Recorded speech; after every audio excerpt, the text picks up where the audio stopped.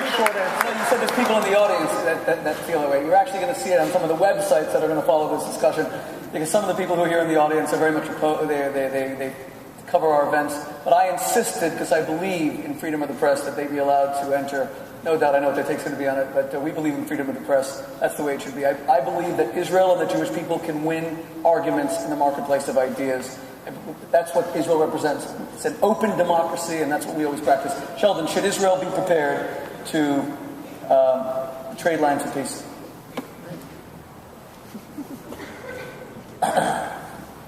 I think it's unwise to trade land for peace as it is to trust Iran.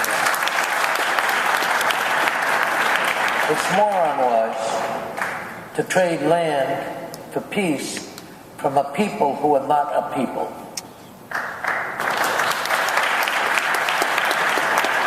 You cannot find a serious book covering history that uses the word Palestinian referring to a people prior to, I'll take a round point in time, the Second World War. The Palestinian people were not created until the PLO was created in 1964. There's no such thing as a Palestinian. Do you know what they are? The Palestinians call themselves Southern Syrians.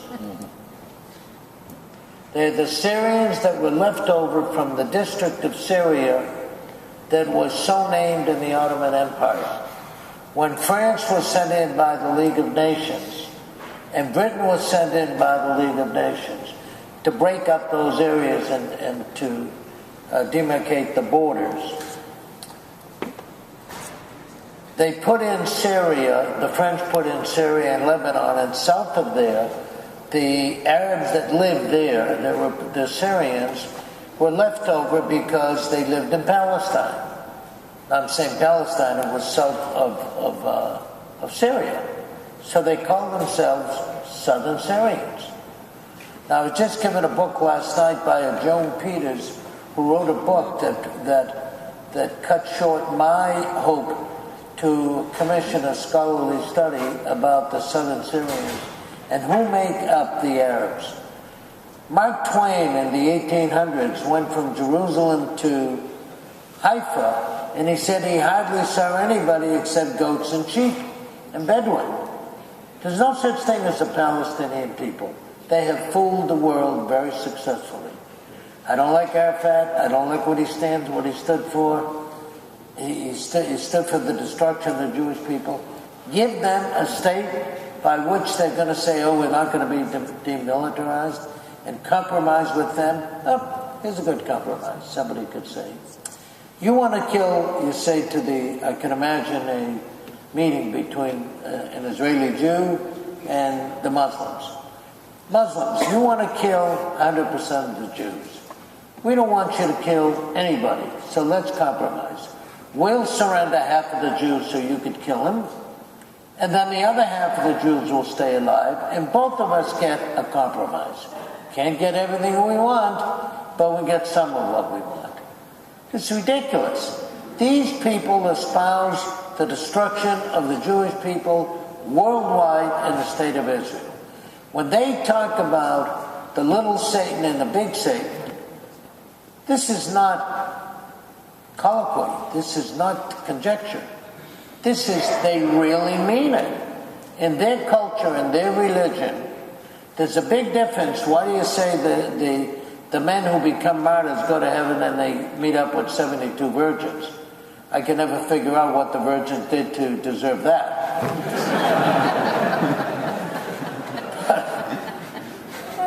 But they do distinguish between heaven and hell.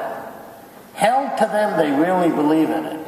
So America is the great Satan because it's a larger country, and Israel is the little Satan. So they get rid of one, they're going after the other. Nobody believes it.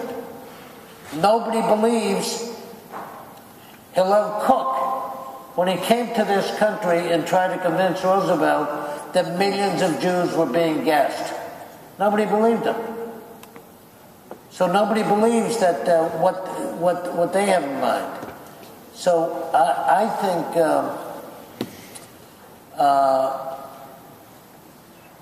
to go and allow a Palestinian state is like playing Russian roulette with the sun.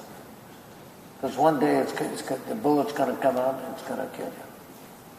So I would consider that. They hate us. They don't want us alive.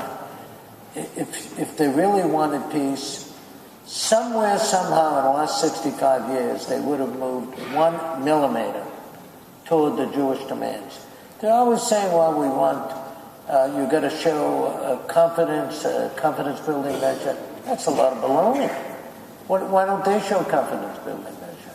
As I said earlier, all you got to do is not have terrorism for 5 or 10 years and you convince the Jews you're going to be peaceful. This is not an issue about a grievance.